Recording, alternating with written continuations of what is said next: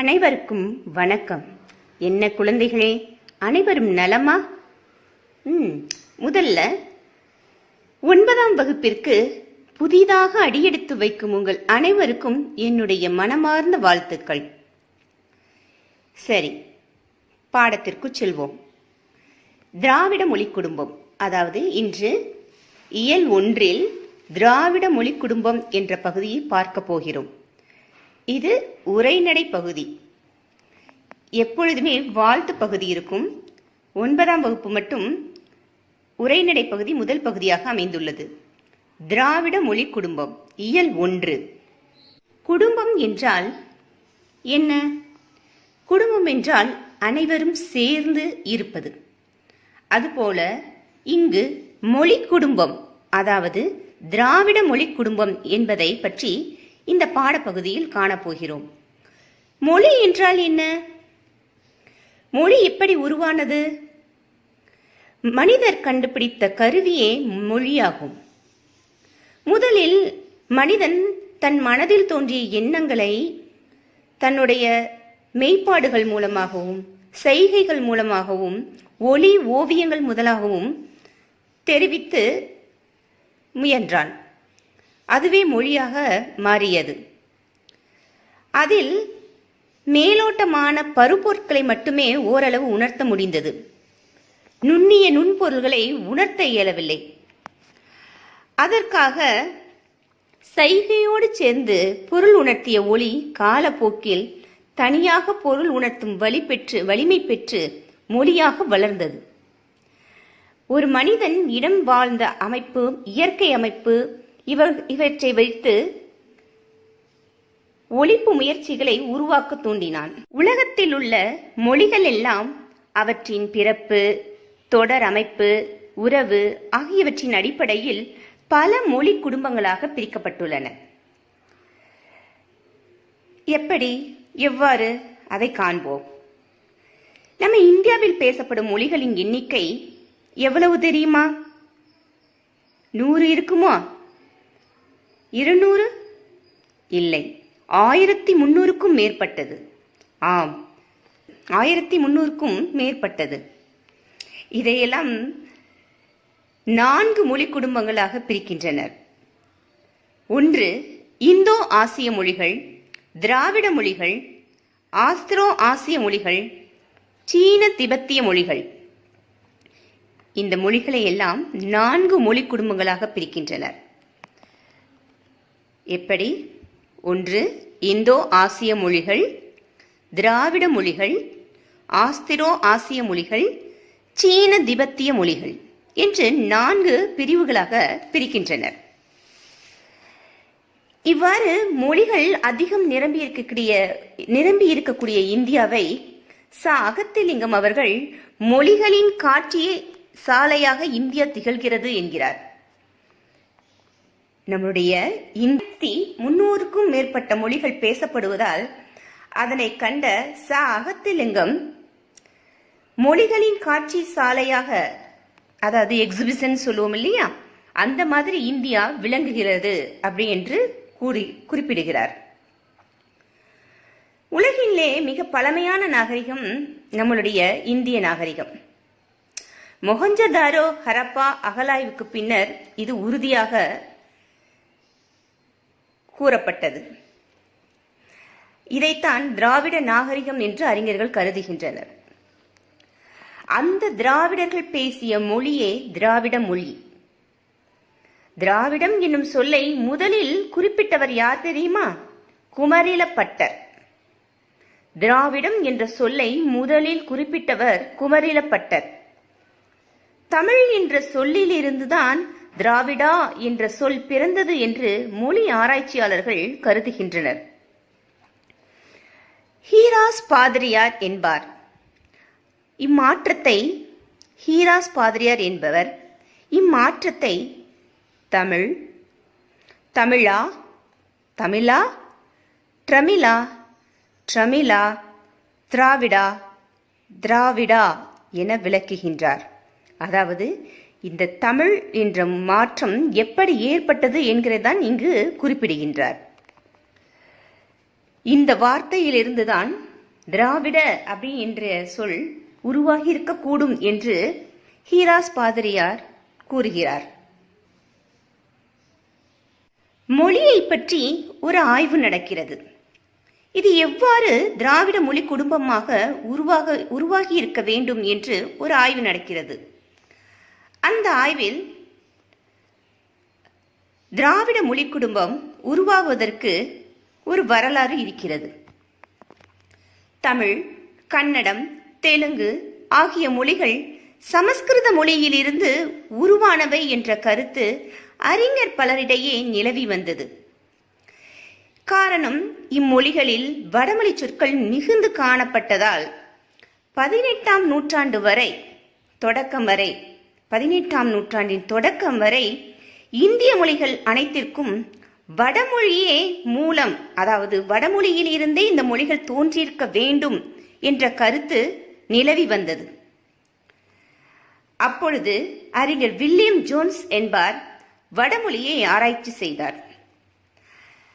ஆராய்ந்த அவர் ஐரோப்பிய மொழிகளோடு தொடர்புடையது வடமொழி என முதலில் குறிப்பிட்டார். இவரை தொடர்ந்து 1816ஆம் ஆண்டில் பேராசிரியர்கள் பாப், ராஸ், கிரீம் போன்ற பல அறிஞர்களும் ஆய்வு மேற்கொண்டார்கள்.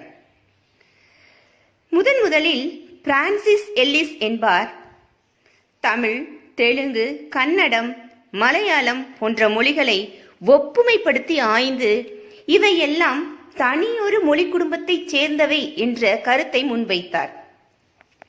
முதலாக அதற்கு முன்பு வரை வடமொழியிலிருந்து தோன்றிய மொழிகள் என்று நினைத்துக் கொண்டிருந்தோம் அல்லவா?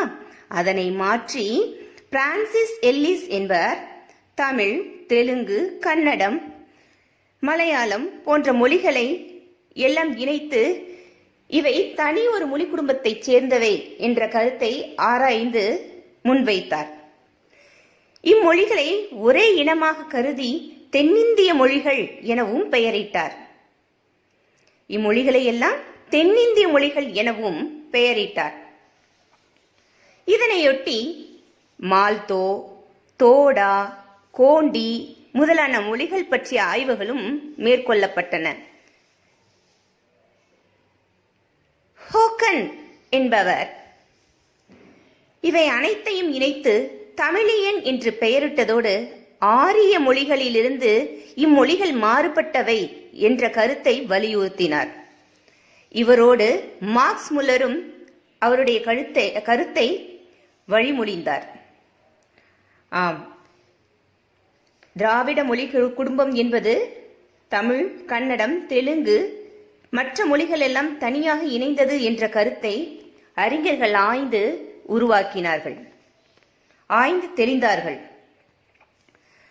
1856இல் திராவிட மொழிகளின் ஒப்பிலக்கணம் என்னும் நூலில் கால்டுவெல் திராவிட மொழிகள் ஆரிய மொழி குடும்பத்திலிருந்து வேறுபட்டவை எனவும் இம்மொழிகள் சமஸ்கிருத மொழிக்குள்ளும் செல்வாக்கு செலுத்தியுள்ளன எனவும் குறிப்பிட்டுள்ளார்.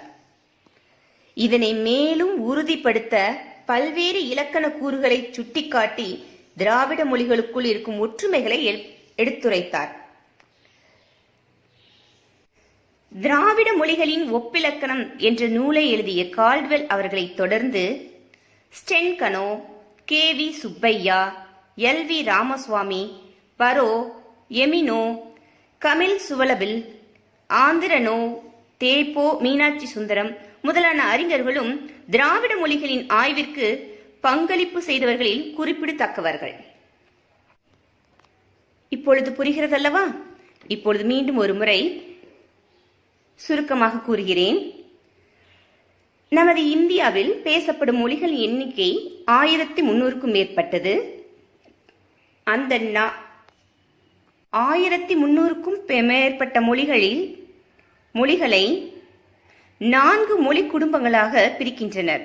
ஒன்று இந்தோ ஆசிய மொழிகள், திராவிட மொழிகள், ஆஸ்திரோ ஆசிய மொழிகள், சீன திபெத்திய மொழிகள் என 4 பிரிவுகளாக பிரிக்கின்றனர்.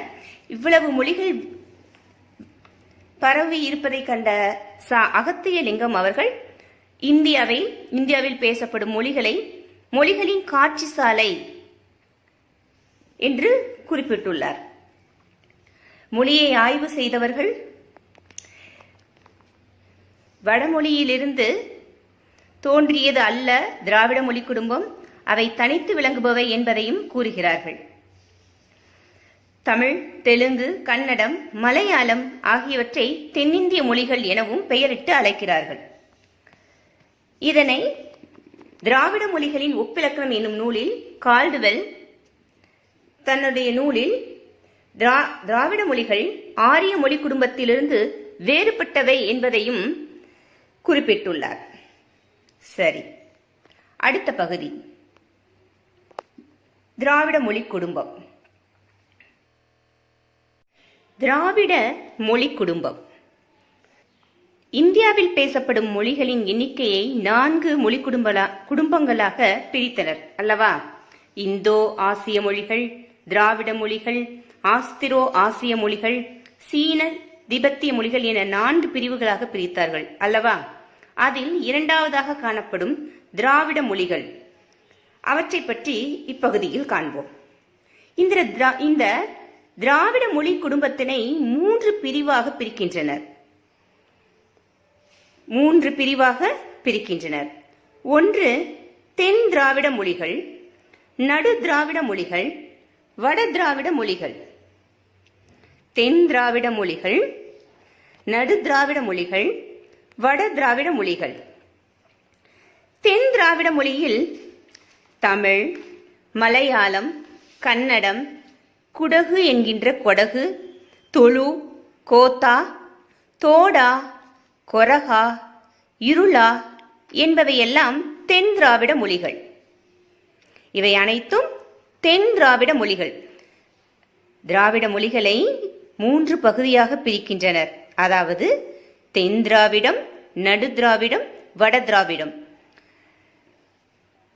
அதில் தமிழ், மலையாளம், கன்னடம், குடகு, துளு, கோத்தா, தோடா, கொரகா, இருளா ஆகிய மொழிகளை தென் திராவிட மொழிகள் என்று அழைக்கின்றனர்.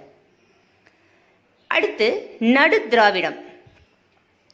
இதில் தெலுங்கு, கூயி, கூவி, கோண்டா, கோலாமி, நாய்க்கி, பெங்கோ, மண்டா, பர்ஜி, கதபா, கோண்டி, கோயா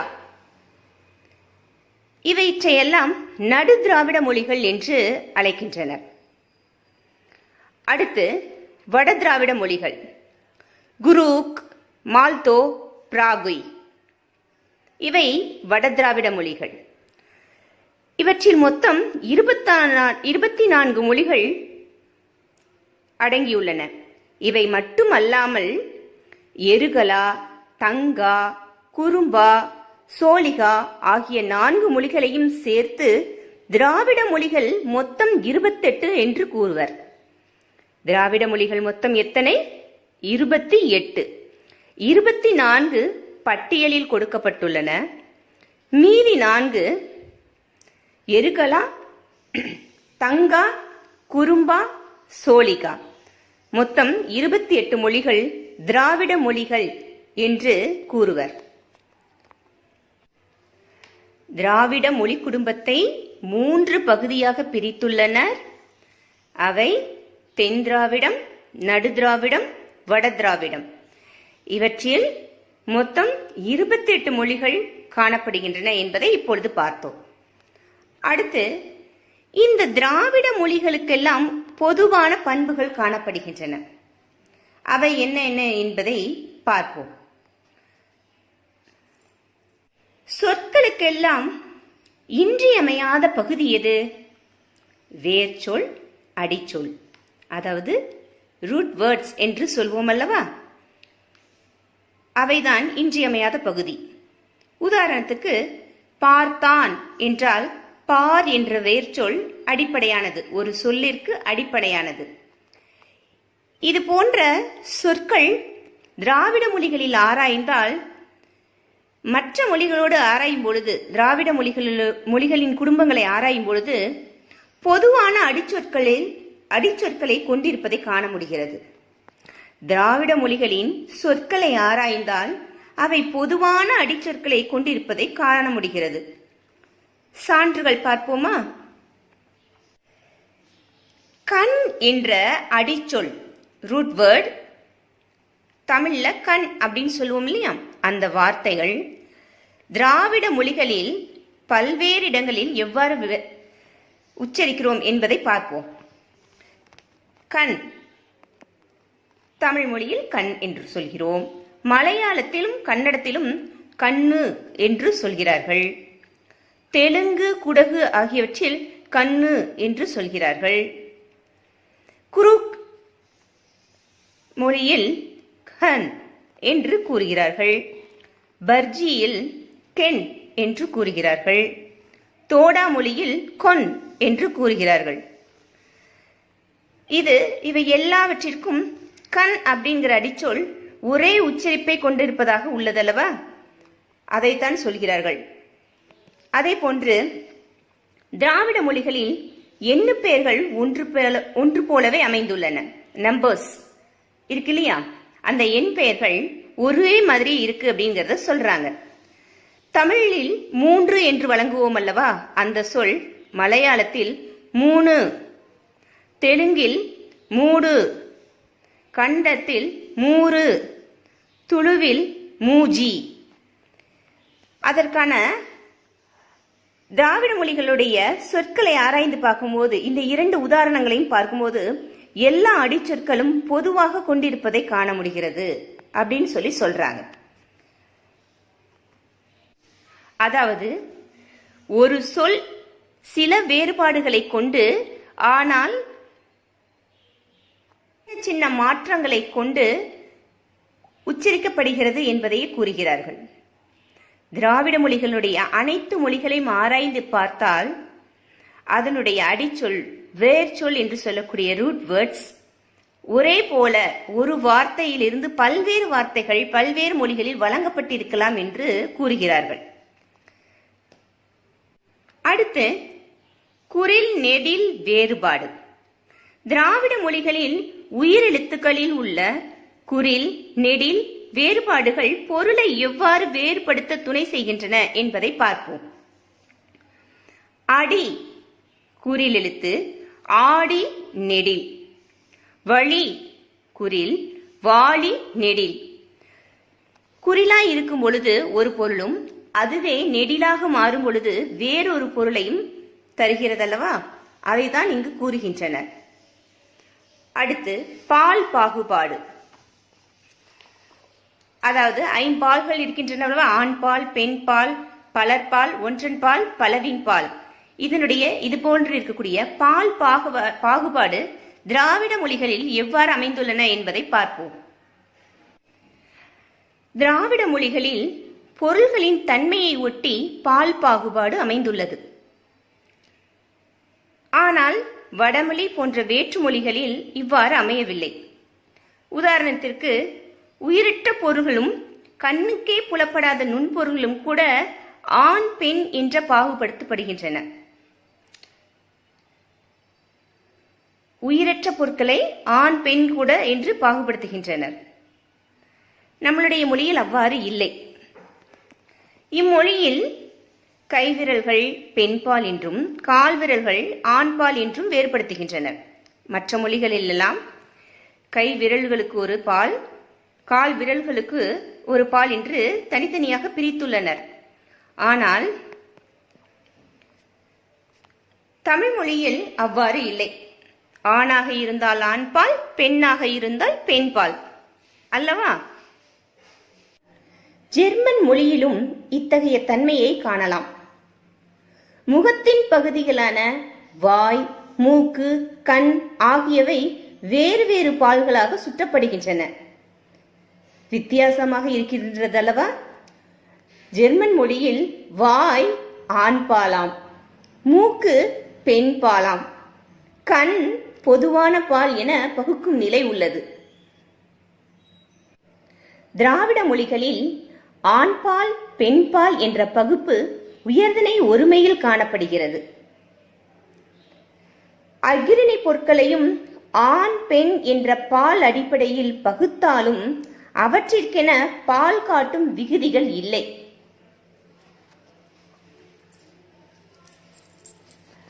அஃறிணையில் ஒன்றன் பால் பலவின் பால் என்று மட்டுமே உள்ளது. அதற்கென ஆணுக்கு தனியாக ஒரு பால், பெண்ணுக்கு தனியாக ஒரு பால் என்று அவற்றில் இல்லை. அதற்கான தனி சொற்கள் உண்டு.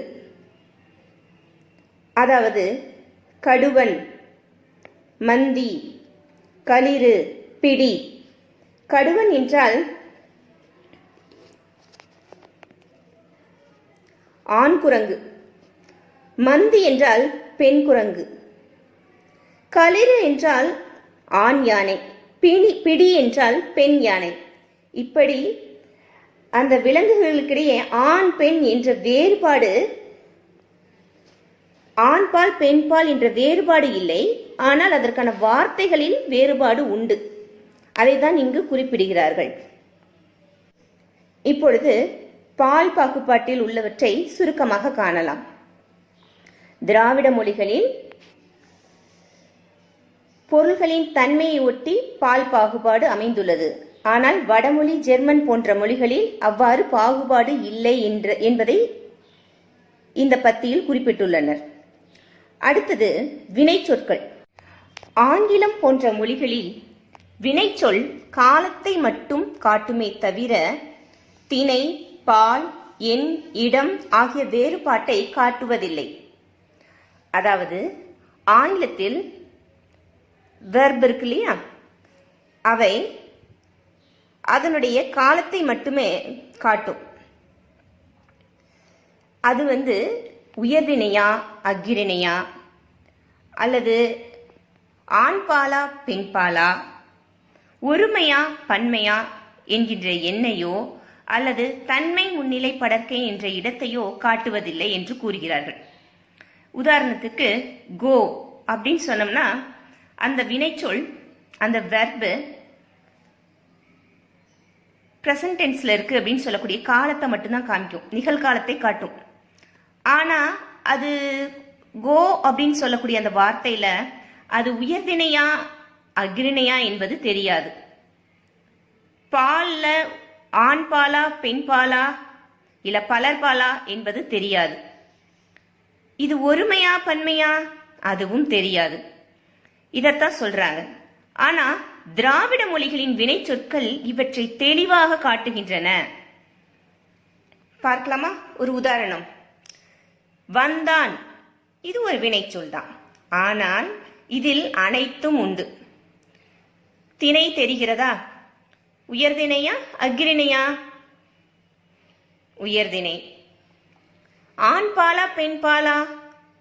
ஆண் பால். ஒருமையா பன்மையா? ஒருமை. இப்படி எல்லாமே நமக்கு அந்த வார்த்தைகளில் தெளிவாக காட்டுகின்றன. இந்த இயல்புக்கு மாறாக மலையாள மொழி மட்டுமே அமைந்துள்ளது. இந்த திராவிட மொழிகளில் மலையாள மொழியில் மட்டுமே சற்று மாற்றமாக அமைந்துள்ளது. அம்மொழியில் திணை, பால், எண் ஆகியவற்றை காட்டும் பால் காட்டும் விகுதிகள் இல்லை. தனி சொற்களாலேயே ஆண் பெண் பகுப்பை அறிந்து கொள்ள முடியும். மற்ற மொழிகள் எல்லாம் ஒன்று போல் அமைந்துள்ளது. ஆனால் மலையாளத்தில் மட்டும் சற்று வேறுபாடு, திணை, பால், எண் ஆகியவற்றை காட்டும் விகுதிகள் இல்லை என்று கூறுகிறார்கள். இவ்வாறு திராவிட மொழிகள் சில பொது பண்புகளை பெற்றிருந்தாலும் அவற்றுள் தமிழுக்கென்று சில சிறப்பு கூறுகளும் தனித்தன்மைகளும் உண்டு. திராவிட மொழிகளிலே எல்லா மொழிகளை விடவும் தமிழுக்கு என்று தனி சிறப்பு உண்டு என்று கூறுகிறார்கள். சில திராவிட மொழிகளின் பழமையான இலக்கிய இலக்கணங்கள் இங்கு அட்டவணையாக கொடுக்கப்பட்டுள்ளது. தமிழ், கன்னடம், தெலுங்கு, மலையாளம் போன்ற மொழிகளுடைய இலக்கியங்கள், அதனுடைய காலம், இலக்கணம், காலம், சான்று ஆகியவை இங்கு கொடுக்கப்பட்டுள்ளன அட்டவணைகள். அதனை சற்று பார்ப்போம். தமிழ் தமிழ் சங்க இலக்கியம், கவிராஜ மார்க்கம் கன்னடத்தில், தெலுங்கில் பாரதம், மலையாளத்தில் ராமசரிதம் இலக்கியங்கள் இவை. தோன்றிய ஆண்டு காலம் போ ஆ மு 5 அப்படி என்று கொடுத்து உள்ளார்கள். பொது ஆகமத்திற்கு முன் என்பது அதன் பொருள். பொது ஆகமத்திற்கு முன். 2ஆம் நூற்றாண்டு. கன்னடம் 9ஆம் நூற்றாண்டு, தெலுங்கு 11ஆம் நூற்றாண்டு, மலையாளம் 12ஆம் நூற்றாண்டு. இது இலக்கியங்கள் தோன்றிய காலம். இலக்கணம் தொல்காப்பியம். தமிழ் தோன்றிய முதல் இலக்கண நூல் தொல்காப்பியம். பொது ஆகமத்திற்கு முன் போ ஆ மு 3ஆம் நூற்றாண்டு. கவிராஜ மார்க்கம் 9ஆம் நூற்றாண்டு. ஆந்திர பாஷா பூஷணம் 12ஆம் நூற்றாண்டு. லீலா திலகம் 15ஆம் நூற்றாண்டு மலையாளத்தில். அதற்கான சான்று இலக்கியங்கள் கொடுத்திருக்காங்க. தமிழ்ல தமிழ் இலக்கிய வரலாறு, இது எங்கு இருந்து நமக்கு ஆதாரம் கிடைத்தது என்பதற்கான வரலாறு. தமிழ் இலக்கிய வரலாறு மூவாவுடையது. அடுத்தது கன்னடம், தெலுங்கு இந்திய இலக்கண கொள்கைகளின் பின்னணியில் தமிழ் இலக்கணம். எந்த நூல்ல? சண்முகம் அவர்கள் எழுதிய இந்திய இலக்கண கொள்கைகளின் பின்னணியில் தமிழ் இலக்கணம். அடுத்து மலையாள இலக்கிய வரலாறு.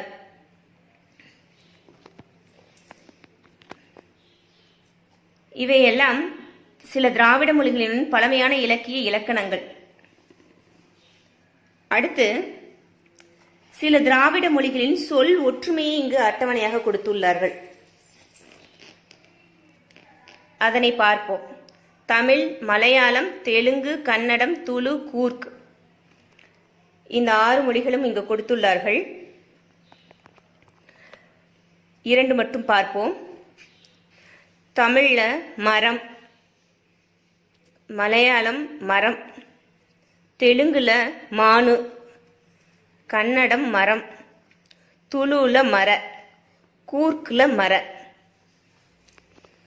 அடுத்து ஒன்று என்ற சொல் தமிழில் ஒன்று, மலையாளத்தில் ஒன்று, தெலுங்குல ஒகடி, கன்னடத்தில் ஒந்து, துளுல ஒஞ்சி.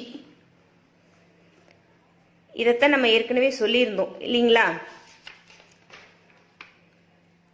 பொதுவான அடிச்சொற்களை கொண்டிருக்கின்றன என்று திராவிட மொழிகள் சில பொது பண்புகளை பெற்றிருந்தாலும் அவற்றுள் தமிழுக்கென்று சில சிறப்பு கூறுகளும் தனித்தன்மைகளும் உள்ளன என்று கூறினார்கள் அல்லவா?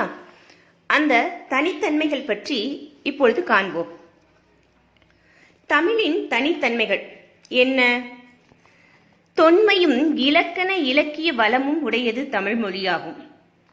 தொன்மைன மிகவும் பழமையான இலக்கண இலக்கிய வளம் உடையது எது என்றால் நமது தமிழ் மொழி. அது முதலாவதாக கூறுகிறார்கள். இரண்டாவது, இலங்கை, மலேசியா, பர்மா, சிங்கப்பூர், இந்தோனேசியா, பீஜுத்தீவு ஆகிய நாடுகளில் மட்டும் அல்லாமல் தென்னாப்பிரிக்கா, Mauritius, England, Guyana, Madagascar, Trinidad, Australia, Canada போன்ற நாடுகளிலும் பேசப்படும் பெருமையுடையது தமிழ் மொழி. தமிழகத்தில் மட்டுமல்லாமல் பல்வேறு நாடுகளிலும் தமிழ் மொழியானது பேசப்பட்டு வருகிறது.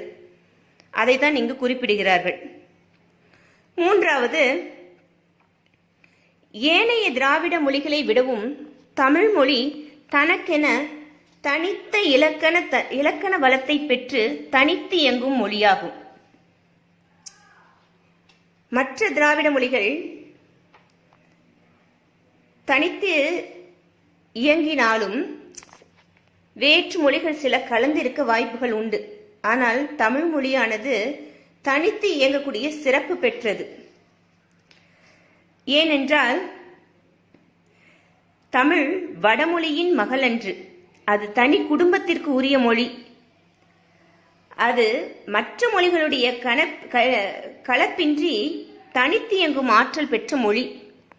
தமிழுக்கும் இந்தியாவின் பிற மொழிகளுக்கும் தொடர்பு இருக்கலாம்.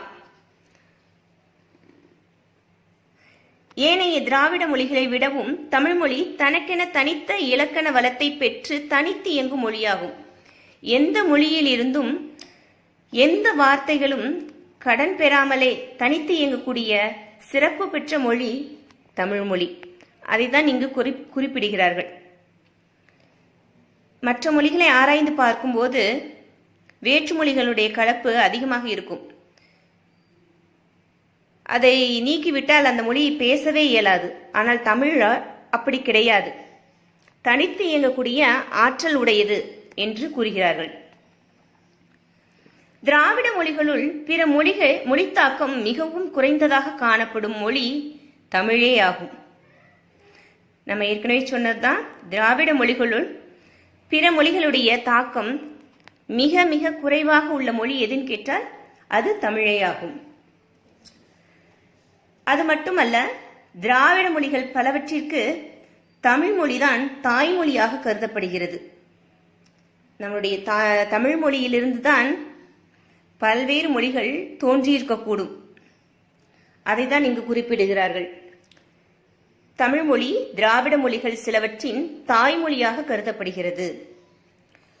அடுத்த 6வது, ஒரே பொருளை குறிக்க பல சொற்கள் அமைந்த சொல்வளம் சொல்லாட்சியும் நிரம்ப பெற்ற மொழி தமிழேயாகும்.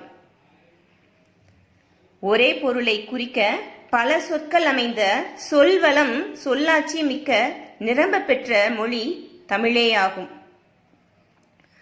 பூக்கள் மலர்வதை பல்வேறு சொற்களில் கூறுவோம் அல்லவா? மலர்ந்தன, அலர்ந்தன, விரிந்தன. இப்படி பல ஒரு பொருளை குறிக்க பல சொற்கள் அமைந்த சொல்வளமும் சொல்லாட்சியும் நிரம்ப பெற்ற மொழி தமிழேயாகும். அடுத்து, இந்தியாவின் தொன்மையான கல்வெட்டுகளில் பெரும்பாலானவை தமிழிலேயே அமைந்துள்ளன. இது நாம் கோவிலுக்கு செல்லும் பொழுதெல்லாம் உற்று நோக்கினால் நமக்கே புரியும். வேற்றுமொழி கலவாமல் நம்முடைய கல்வெட்டுக்கள் அனைத்தும் தமிழில் பதிக்கப்பட்டுள்ளது. அடுத்து, தமிழின் பல அடிச்சொற்களின் ஒலியன்கள் ஒலி இடம்பெயர்தல் என்ற விதிப்படி பிற திராவிட மொழிகளில் வடிவம் மாறி இருக்கின்றன. ரூட் வேர்ட்ஸ் சொல்றோம் இல்லையா, அவை அதனுடைய சவுண்ட்ஸ், போனெட்டிக்ஸ், ஒலி இடம்பெயர்தல் என்ற விதிப்படி பிற திராவிட மொழிகளில் வடிவம் மாறி இருக்கின்றன. அடிப்படையாக இருப்பது எது என்றால் தமிழ் மொழிதான். தமிழ் மொழியுடைய வார்த்தை தான் அடிச்சொற்கள். அதைதான் இங்கு கூறுகிறார்கள். சுட்டுப்பெயர்களும் மூவிடப்பெயர்களும் பெரும்பாலும் குறிப்பிடத்தக்க மாற்றங்களை பெற்றிருக்கின்றன. திராவிட மொழி குடும்பத்தின் தொன்மையான மூத்த மொழியாக திகழ்கின்றது தமிழ். பிற திராவிட மொழிகளை விட ஒப்பியல் ஆய்வுக்கு பெரும் துணையாக அமைந்துள்ளது. இவையெல்லாம் தமிழுடைய தனித்தன்மைகள். தமிழ் மொழி மூல திராவிட மொழியின் பண்புகள் பலவற்றையும் பேணி பாதுகாத்து வருகிறது. அத்துடன் தனித்தன்மை மாறுபடாமல் காலந்தோறும் தன்னை புதுப்பித்துக் கொள்ளும் பண்பு கொண்டதாகவும் தமிழ் மொழி விளங்கி வருகிறது. தமிழின் சிறப்பை நிலைக்கச் செய்வதும் மேலும் வளரச் செய்வதும் தமிழராகிய நமது கடமையாகும். இதனை உணர்ந்து தமிழின் சீரிளமையை காக்க என்றும் பாடுபடுவோம். நன்றி.